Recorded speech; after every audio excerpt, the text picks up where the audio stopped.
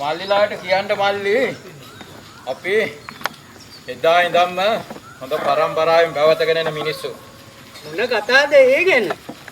ඒත් අයියා දැන් කොල්ල බල්ල වට කරගෙන බිබි දඟලන නිකන් චාටර් වෙනවද? එහෙම කියන්න එපා මල්ලි. කොල්ල බල්ල වට කරගෙන කොච්චර බිව්වන් එදා තිබිච්ච රාජෝස්නේ මේ ආරච්චිලා ගාව අදටත් තියෙනවා. ඒ ගැන මොන කතාවද? අර ජොන්ටි බන්ටි මොන්ටි නේද මේ පැත්තට එන්නේ. හා ඔය එන්නේ.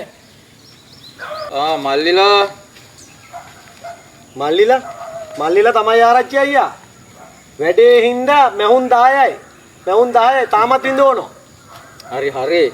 මම ඕක හිතලා කරපු දෙයක් නෙමෙයිනේ. මේ ඒකෙන් වැඩක් නැහැ.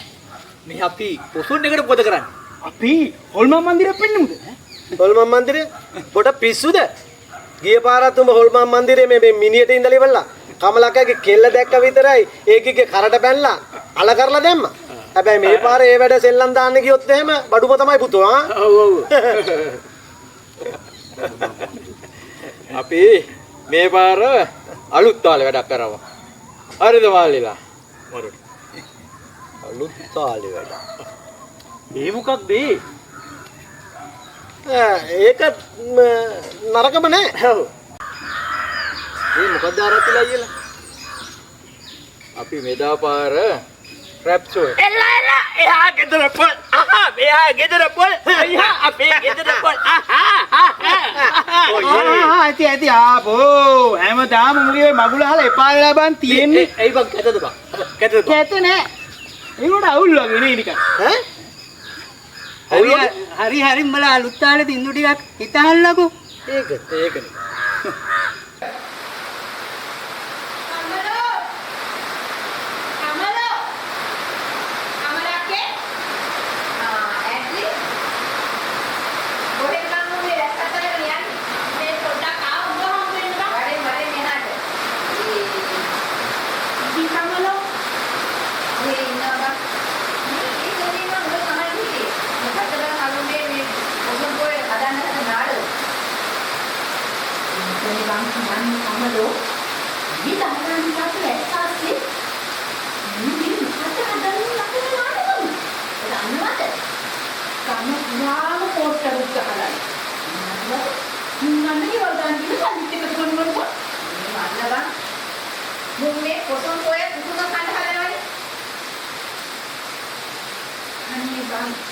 අපි ඕවෙන් කතා කරලා වැඩක් නෑ ඈ උන්නෝව ගෙනියයි උඹයි කතා කරලා මොකද බං අපි කවුරුද ගන්නේ හරි දීපම උන්කනේ හන්ති ආවේ කියලා අන්න ඒක පරිලයන් ආවේ තාපින ආරංචි වෙන්නේ නේද ආරංචිලා මම උඹ හොයාගන්නේ නීතිය මේක අහන්න හරියද මුලස්සයි නෝබා මේ නම් කඩේ යන ගම මම ගිහින් එන්නද කම ඒව තෙමෙනවනේ අනිත් ගමට ඔය උඹලම තියනවා කුල කැල්ලක් දීපන්කෝ හැබැයි දෙන්න ගෙනත් දෙන්න ඕනේ ගංගේ ගෙනත් දෙන්න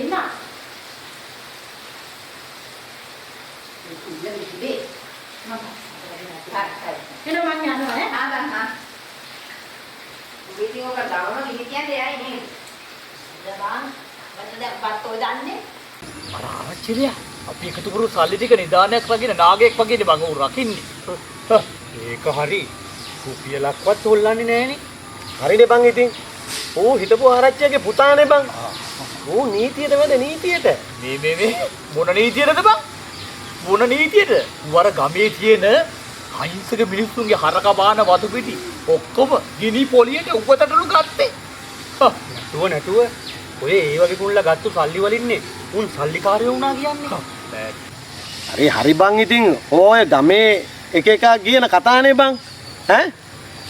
අනික ඉතින් අපි මොන ගේම ගැහුවත් අපි ජෙනුවින් ගහන පොරවල්නේ. ඒත් අපිට ගමේ උන් කියන කතාව මොනවද කියලා බලන්න. මොකද අනික අපි ඒ කාලේ හිටියේ නෑනේ බං. ජෙනුවින් ඒ මොන කතාවද බං ඒ? ජෙනුවින්. ඒක හරි.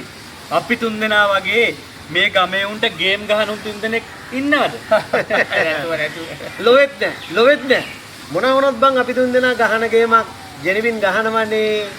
ඒක නෙමෙයි. මේ පොසොන් පොයේට කලින් අර ආරච්චිගේ සල්ලි ටිකක් අදින ක්‍රමයක් කල්පනා කරහල්ලා. ඒක නම් පුතෝ ලේසි වෙන්නේ නෑ. ආරච්චියා නූලට ගණන් හදන්නේ රැප් ෂෝ එකේ ආ. ඒක ඇත්ත. පුදුම විදියට මේක රකින්නේ. ඔව්. දිල්වි. මේ කුටියයි. ඒ වයි මොකද මම මේ නා කපන වැක්කුත් අරන් එන්නේ ඈ? අප්පට පිළිම ඈ.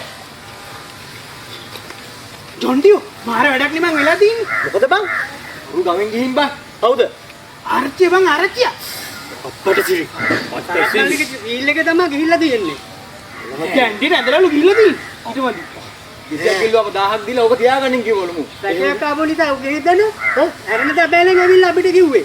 අප්පට සිරි. ඔසින්නේ බං. වැඩි බං. ඈ? දැන් මොකද බං කරන්නේ? මේ දැන් කියහලා දැන් අපි මොකද්ද කරන්න කියලා? මගේ බන්ද බං. ඒකනේ දැන් ස්ටේජ් එකකට කියවලා තියෙන්නේ සංගීත කණ්ඩායමටත් කියවලා තියෙන්නේ දැන් මොකද කරන්නේ අපි ඒක තමයි. මුන් ගම වටේ ගිහිල්ලා සල්ලිත් එකතු කරා.